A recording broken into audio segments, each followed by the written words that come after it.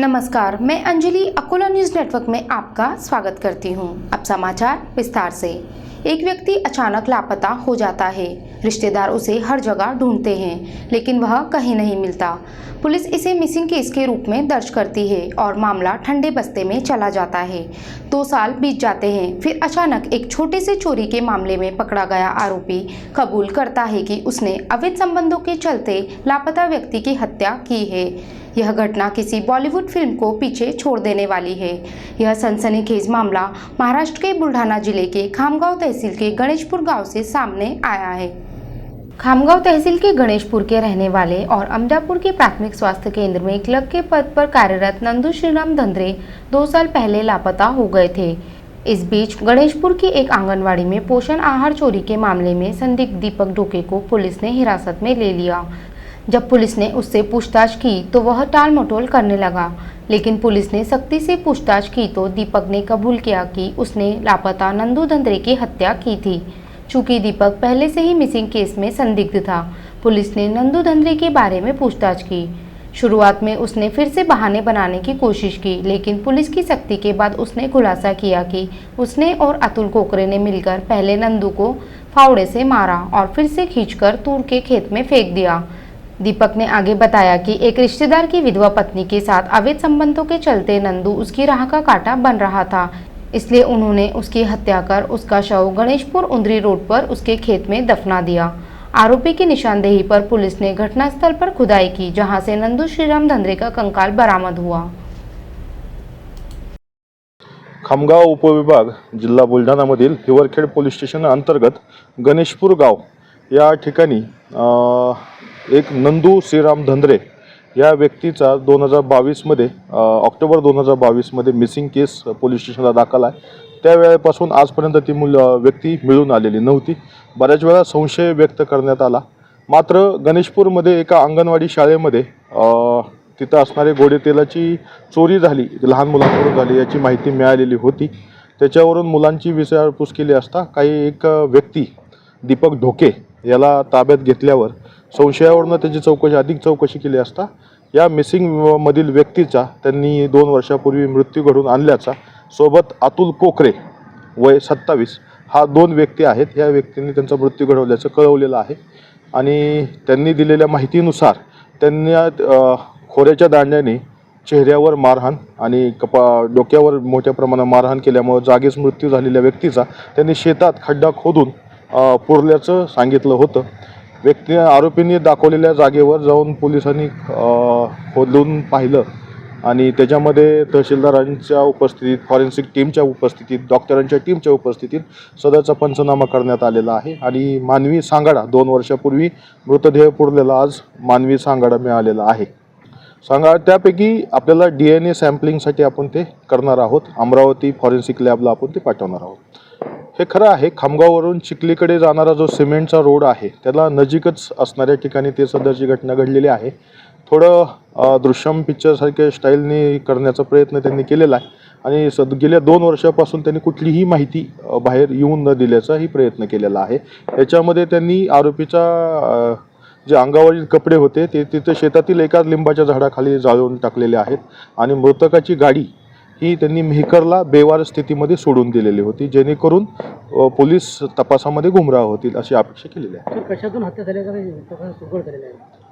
सध्या प्रायमा फेसी तर एक अनैतिक संबंधातून सदरचा प्रकार घडलेला आहे। बाकी डिटेल्स तपासाची बाब आहे। बाबा सिद्दीकी की हत्या की जिम्मेदारी लेने वाली एक फेसबुक पोस्ट की केंद्रीय एजेंसियों द्वारा जांच की जा रही है। संदिग्ध शुभू लोणकर के असली नाम शुभम लोणकर होने का शक है और मुंबई के साथ साथ अकोला पुलिस भी जांच में तेजी ला रही है।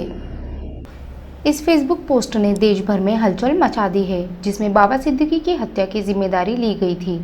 मुंबई पुलिस का शक है कि पोस्ट करने वाला शुभू लोणकर असल में शुभम लोणकर हो सकता है, जो आकोट तहसील अकोला का निवासी है। पुलिस ने बताया कि शुभम की खोज में केंद्रीय एजेंसियों के साथ मुंबई और अकोला पुलिस भी जुटी हुई है। अकोला पुलिस के IPS अधिकारी अनमोल मित्तल के नेतृत्व में एक टीम ने आकोट तहसील के नेवरी बुजुर्ग गांव में शुभम के घर पर छापा मारा, लेकिन घर पर ताला लगा हुआ मिला। पुलिस के मुताबिक शुभम जून के पहले हफ्ते से ही गांव में नहीं है और उसके पुणे में होने का संदेह है। यह भी महत्वपूर्ण है कि इससे पहले अकोला पुलिस ने शुभम लोनकर के खिलाफ कार्रवाई करते हुए 3 पिस्टल और 11 जिंदा कारतूस जब्त किए थे। इसके साथ ही शुभम लोनकर का कुख्यात लॉरेंस बिश्नोई गैंग से संबंध होने की भी संभावना जताई जा रही है।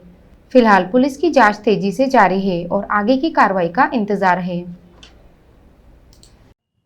पोलीस स्टेशन अकोट शहर येथे दिनांक 16 जानेवारी 2024 रोजी दाखल अपराध क्रमांक 31/2024 जे आपण कलम 201-34 भादवी सहकलम 3-8-25 आर्म्स ऍक्ट आणि कलम 135 महाराष्ट्र पोलीस कायदा याचे गुन्ह्याचे तपासादरम्यान आपण 10 आरोपींना अटक करण्यात आली होती। हा 10 आरोपींपैकी एक आरोपी शुभम रामेश्वर लोणकर ज्याचा मूळ गाव नेवरी बुद्रुक तालुका अकोट हा आहे। शुभम लोणकरला दिनांक 30 जानेवारी 2024 रोजी वारजे नगर पुणे शहर कडून अटक करण्यात आली होती।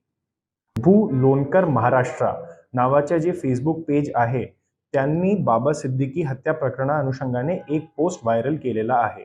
या पोस्टची म्हणजे हा पोस्ट खरी आहे किंवा नाही, या पोस्टचे मागे कोण आहे, ह्या सर्व गोष्टीचा तपास आणि व्हेरिफिकेशन हे मुंबई पोलीस क्राईम ब्रांच कडून होत आहे। काल रात्री बाबा सिद्दीकी हत्याची माहिती मिळाल्यावरून अकोट पोलीस यांनी आरोपींना विचारपूस करण्यासाठी स्वतःहून दखल घेतली होती। या 10 पैकी 8 आरोपी जे सध्या अकोट आणि अंजनगाव सुर्जी जिल्हा अमरावती येथील रहिवासी आहे त्यांना पोलीस स्टेशन अकोट शहरला बोलावून विचारपूस आपण सध्या करीत आहोत। या 10 पैकी 2 आरोपी आहेत शुभम लोणकर व त्याचा भाऊ प्रवीण लोणकर। यांचे घरी आपण काल रात्री त्यांना चेक करण्यासाठी गेले होते आणि हे दोन्ही घरी हजर मिळून आले नाही। त्यांच्या घरा शेजारी विचारपूस करण्यात आली असता ते दोघेही माहे जून 2024 चे पहिल्या आठवड्यापासून अकोटमध्ये नाहीये असा प्राथमिक दिसून येत आहे। जर गुन्ह्यासंबंधी कोणतीही महत्त्वपूर्ण माहिती समोर आली तर Akola police Mumbai crime branch सोबत संवाद साधून त्यांचे सहकार्य करतील। बुल्ढाना जिले में वापसी के मानसून ने जोरदार दस्तक दी है। 5 घंटे की मूसलाधार बारिश के कारण सागवान क्षेत्र के घरों में पानी घुस गया, जिससे कई लोगों की संपत्ति और अनाज का भारी नुकसान हुआ है। बुल्ढाना जिले में बीती रात वापसी के मानसून ने जमकर तबाही मचाई। 5 घंटे की लगातार बारिश से जिले के कई इलाकों में पानी भर गया है। खासकर बुल्ढाना शहर के पास स्थित सागवान क्षेत्र के घर पानी में डूब गए हैं। बारिश के चलते घरों में पानी घुसने से लोगों के अनाज और घरेलू सामान का काफी नुकसान हुआ है। पिछले कुछ दिनों से जिले में वापसी के मानसून का प्रभाव बढ़ गया है, जिससे किसानों को काफी नुकसान हो रहा है। कटाई के लिए तैयार सोयाबीन की फसलों को भारी नुकसान हुआ है और बारिश के कारण कटाई की प्रक्रिया भी ठप पड़ी है। रात को बिजली की कड़कड़ाहट के साथ हुई जोरदार बारिश से सागवान इलाके में नाले का पानी घरों में घुस गया, जिससे घरों में पानी भर गया। इस स्थिति से लोग परेशान हैं और प्रशासन से जल्द समाधान की मांग कर रहे हैं। यहाँ नाले रात को बारिश हुई, नाला फूटने से हमारे घर में बहुत नुकसान हुई। हम रात में बहुत परेशान थे। सारे गांव के लोगों ने आके हमारा सामान वो सब बचाया। सारा गेहूं का अनाज, सीमेंट वो मेरे सब भीग गया। कपड़े भी भीग गए हमारे, पूरे बर्तन भी। हमको रात को रहने को भी ये जगह नहीं थी, पूरा पानी हमारे घर में। माझं नाव शाहरुख बागवान, मी सागवान परिसरमध्ये राहतो। रात्री अतिवृष्टीमुळे तुम्ही बघू शकता माझं काय काय नुकसान झालेलं आहे। हे भिंत कोसळली, घराच्या आतमध्ये पाणी आलंय। ते जे गावाचं जे नाळ आहे त्याची सिमेंटी बांधकाम केल्या नसल्यामुळे हे जास्त त्याच्यामुळे तो पाणी इकडे आला घरामध्ये आणि आमच्या घराचे खूप नुकसान झाले। गल्लीतल्या लोकांना येऊन आमचे सामान येऊन बाहेर काढले। आम्ही रात्री आमचे घरचे लोक घेऊन आम्ही दुसऱ्याच्या घरी जाऊन झोपलो।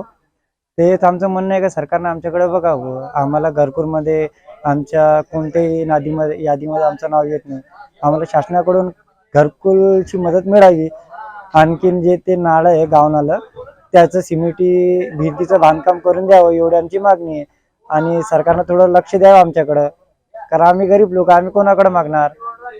आम्ही मागू सरकारलाच ना। तर मग आता आमची भिंती कोसळली, घरामध्ये धान्याचं नुकसान झालं, आता खायला काही नाही घरामध्ये, आता कसं करायचं?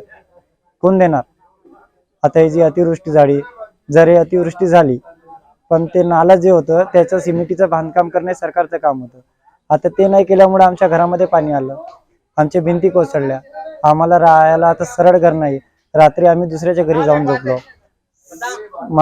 घरामध्ये धान्याचं नुकसान झालं, आणखीन नुकसान झालं। आता हे सगळं नुकसान केव्हापर्यंत आम्ही सहन करणार? 1 वर्षाचं असलं तर आम्ही सहन करू, हे प्रत्येक वर्षाचं आहे. हे याच्याबद्दल सरकारनं थोडं सोचावं आणि आम्हाला बरोबर काय ते करून द्यावं, एवढीच आमची मागणी. बेटी न होने की मानसिकता अभी भी कुछ क्षेत्रों में बनी हुई है। अकोला जिले में आने वाले महान में हुई घटना से स्पष्ट हुआ है। पत्नी को चौथी बार बेटी होने की जानकारी मिलते ही गुस्साए पति ने स्वास्थ्य केंद्र के शीशे तोड़ दिए। महान में हुई इस घटना ने समाज में बेटी न होने की मानसिकता को फिर उजागर कर दिया है। 11 अक्टूबर की रात करीब 10 बजे सारखीनी के एक व्यक्ति ने चौथी बेटी होने पर गुस्से में आकर प्राथमिक स्वास्थ्य केंद्र के प्रसव कक्ष के शीशे तोड़ दिए। नीता पुंडलिक घोगरे को उनके पति पुंडलिक पांडुरंग घोगरे ने प्रसव के लिए महान प्राथमिक स्वास्थ्य केंद्र में लाया था। रात 9:45 बजे नीता ने एक बेटी को जन्म दिया। चौथी बेटी के जन्म के बाद गुस्साए पति ने प्रसव वार्ड के दरवाजे पर जोर से मुक्का मारकर शीशे तोड़ दिए। इस घटना से स्वास्थ्य केंद्र के कर्मचारियों को भी सदमा लगा। 12 अक्टूबर को स्वास्थ्य केंद्र के चिकित्सक अधिकारी डॉक्टर शारिक खान ने महान पुलिस चौकी में शिकायत दर्ज कराई, जिसके बाद पिंजर पुलिस स्टेशन में मामला दर्ज किया गया। इस मामले की जांच पुलिस कर रही है। मूर्तिजापुर शहर में निजी लग्जरी वाहनों की संख्या और नाबालिग चालकों की तेज गति से वाहन चलाने की प्रवृत्ति बढ़ती जा रही है, जिससे नागरिकों की सुरक्षा खतरे में पड़ गई है। इसके साथ ही अवैध यातायात पर नियंत्रण न होने के कारण जनता में नाराजगी फैल रही है।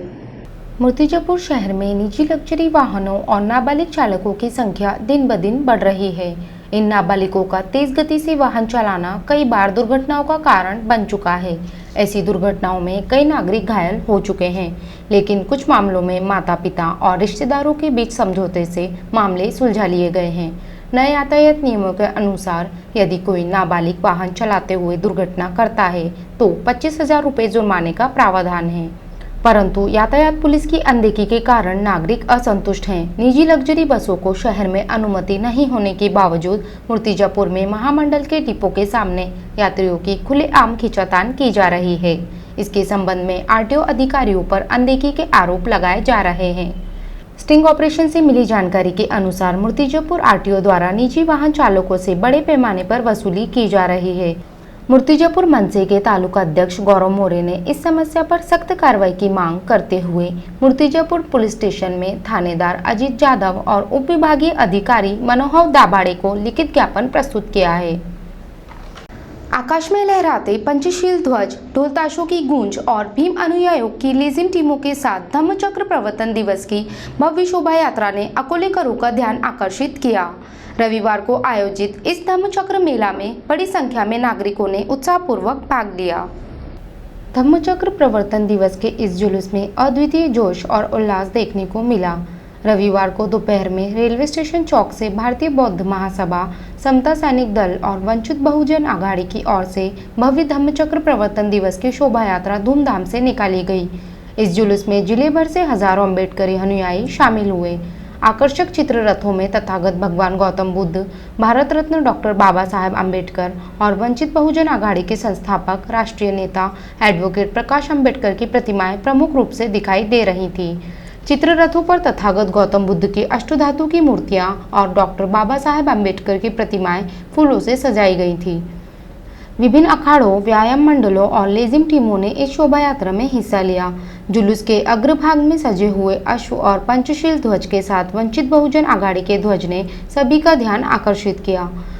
धम्मचक्र प्रवर्तन दिवस के इस जुलूस में भीम शक्ति व्यायामशाला और मैत्री ग्रुप पातुर के कार्यकर्ताओं ने मलखांब पर अपने द्वितीय कौशल का प्रदर्शन किया। इसके साथ ही भीम क्रांति व्यायामशाला के युवाओं ने लाठी काठी, भोवरा और तलवारबाजी के रोमांचक प्रदर्शन कर नागरिकों को मंत्रमुग्ध कर दिया। डीजे की ताल पर नाचती युवा पीढ़ी और जय भीम की गूंज से पूरा आसमान गूंज उठा। विविधता से सजे हुए चित्ररथ और भीम अनुयायियों की गर्जना ने जुलूस को एक अद्भुत रूप दिया।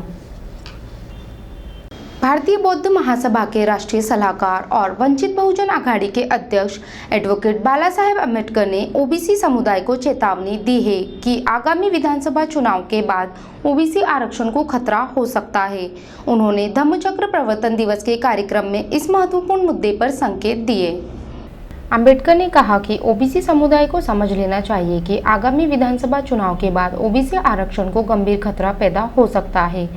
रविवार को अकोला के क्रिकेट क्लब मैदान में भारतीय बौद्ध महासभा की ओर से आयोजित धम्मचक्र प्रवर्तन दिवस के समारोह में प्रमुख वक्ता के रूप में उन्होंने यह बात कही। उन्होंने कहा कि विधानसभा चुनाव में आरक्षण एक मुख्य मुद्दा रहेगा।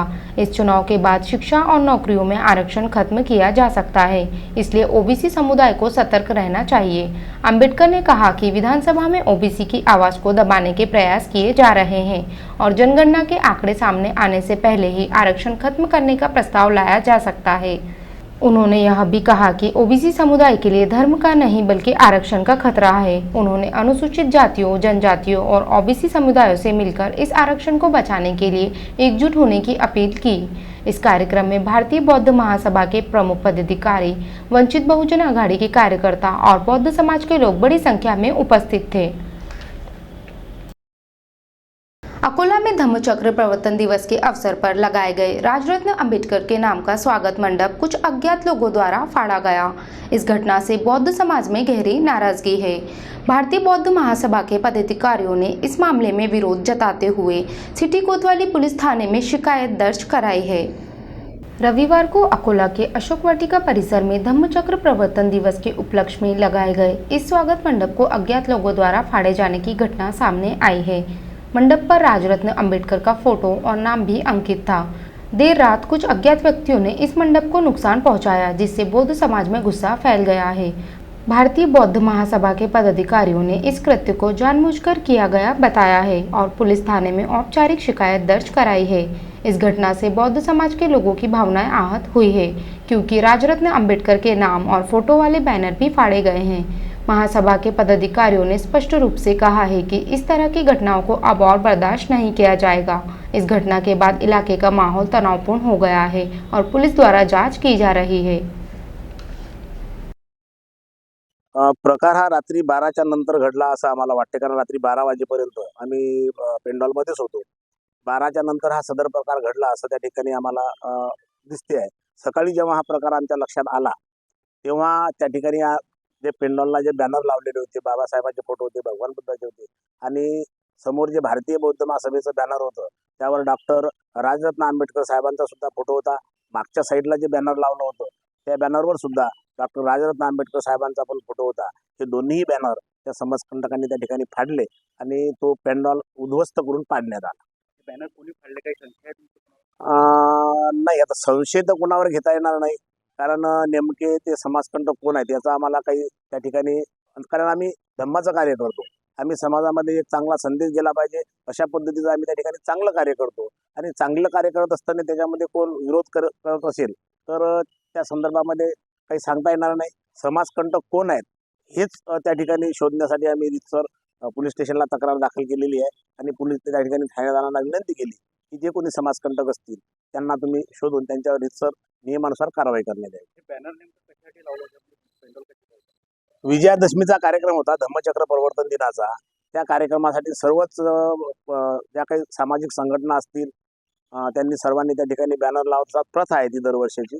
तर त्या पद्धतीनं आम्ही सुद्धा त्या ठिकाणी धम्मचक्र प्रवर्तन दिनाच्या सर्व नागरिकांना त्या ठिकाणी हार्दिक शुभेच्छा अशा प्रकारचं ते बॅनर होतं। राष्ट्रवादी कांग्रेस के वरिष्ठ नेता और पूर्व मंत्री बाबा सिद्दीकी पर हुए गोलीकांड की घटना अत्यंत दुर्भाग्यपूर्ण है। इस घटना में उनके निधन की खबर बेहद दुखदायी है। इस घटना की गहन जांच होनी चाहिए। इस घटना ने यह साबित कर दिया कि राज्य में कानून और व्यवस्था की स्थिति पूरी तरह से चरमरा गई है। यह बयान किसान नेता रविकांत तुपकर ने बुल्ढाणा में संवाददाताओं से बातचीत के दौरान दिया। माजी मंत्री तथा राष्ट्रवादी काँग्रेसचे ज्येष्ठ नेते बाबा सिद्दीकी यांची गोळ्या घालून हत्या करण्यात आली, ही घटना अतिशय दुर्दैवी आहे। मी तमाम शेतकऱ्यांच्या वतीनं त्यांना श्रद्धांजली अर्पण करतो। सिद्दीकी कुटुंबाच्या दुःखामध्ये आम्ही सहभागी आहोत, परंतु अशा घटनेमुळे समाजमन हळहळलेला आहे। महाराष्ट्र हा शाहू फुले आंबेडकरांच्या छत्रपतींचा महाराष्ट्र आहे, साधू संतांचा महाराष्ट्र आहे आणि देशाच्या राजकारणाला एक आदर्शप्रद दिशा देणारा महाराष्ट्र आहे। या महाराष्ट्रामध्ये सार्वजनिक जीवनामध्ये काम करणाऱ्या एखाद्या नेत्याची जर अशा पद्धतीनं छपरी पोरं येऊन जर हत्या करणार असतील तर सामान्य माणूस सुरक्षित आहे का, हा प्रश्न या निमित्तानं निर्माण होतो आहे। आणि अशा पद्धतीने नेतेच जर सुरक्षित नसतील तर सामान्य माणसांनी बघायचं कुणाकडं, हा प्रश्न निर्माण होतो आहे। आज या घटनेमुळे महाराष्ट्रामध्ये हलचल झालेली आहे आणि सामान्य माणूस भयभीत आहे। मला असं वाटतं की मुंबई पोलीस असतील किंवा महाराष्ट्र पोलीस असतील यांनी या संदर्भामध्ये कठोर पावलं उचलणं खूप गरजेचे आहे आणि यानंतर सार्वजनिक जीवनामध्ये काम करणाऱ्या प्रत्येक नेत्याची काळजी करणं, प्रत्येक पक्षातल्या नेत्याची काळजी करणं हे सरकारचं काम आहे. या घटनेमुळे असुरक्षिततेची भावना निर्माण झालेली आहे. यासाठी महाराष्ट्र सरकारला प्रचंड काम येणाऱ्या काळामध्ये करावं लागलं. गरीब और ज़रूरतमंद लोगों को रियायती दर पर उच्च गुणवत्ता वाली दवाइयां उपलब्ध कराने के उद्देश्य से केंद्र सरकार की ओर से अमृत फार्मेसी औषधालय केंद्र शुरू किया गया है. बुल्ढाना जिला सामान्य अस्पताल में इसका उद्घाटन केंद्रीय आयुष राज्य मंत्री प्रतापराव जाधव के हाथों हुआ. केंद्र सरकार ने अमृत फार्मेसी के माध्यम से यह सुनिश्चित किया है कि गरीब और ज़रूरतमंद लोगों को उचित कीमत पर गुणवत्तापूर्वक दवाइयाँ मिले. महाराष्ट्र का यह 7वां अमृत औषधालय हाल ही में बुल्ढाना जिला सामान्य अस्पताल में खोला गया. उद्घाटन समारोह में प्रतापराव जाधव ने बताया कि इस औषधालय में कैंसर, हृदय रोग और अन्य गंभीर बीमारियों के लिए आवश्यक दवाइयाँ और इम्प्लांट्स 60% तक की छूट पर उपलब्ध कराए जाएंगे. इस फार्मेसी के जरिए सभी प्रकार की पेटेंटेड, मार्केटेड और ब्रांडेड जेनेरिक दवाइयाँ, सर्जरी के लिए आवश्यक सामग्री और इम्प्लांट्स सस्ते दामों पर उपलब्ध होंगे, जिससे गरीबों को बड़ी राहत मिलेगी. अमृत का मतलब है परवड़ने योग्य औषधियाँ और विश्वसनीय इम्प्लांट्स, जिसका उद्देश्य सभी के लिए दवाइयों को आसानी से सुलभ बनाना है. इस उद्घाटन कार्यक्रम में HLL लाइफ केयर लिमिटेड के क्षेत्रीय प्रबंधक योगेंद्र शर्मा, मैनेजर शिलेश वालके, जिला सर्जन डॉक्टर भागवत बुसारी के साथ कई डॉक्टर, नर्सें और नागरिक मौजूद थे. प्रतापराव जाधव केंद्रीय आयुष, स्वास्थ्य और परिवार कल्याण राज्य मंत्री हैं. 14 अमृत मेडिकल स्टोर उघडल्या गेले होते. आज आपल्या बुलढाणा जिल्ह्यामध्ये 15वं या ठिकाणी उघडल्या गेलेलं आहे आणि भविष्यात जवळपास सगळे ज्या ठिकाणी मेडिकल कॉलेज आहेत ते मेडिकल कॉलेज आणि जवळपास जिल्ह्यातल्या सर्व जिल्हा रुग्णालयामध्ये सुद्धा अमृत स्टोर उघडल्या गेले पाहिजे यासाठी आम्ही प्रयत्न करणार आहोत. ते उघडले जातील. इसी के साथ ये समाचार समाप्त हुए. आप देखते रहिए अकोला न्यूज़ नेटवर्क. नमस्कार.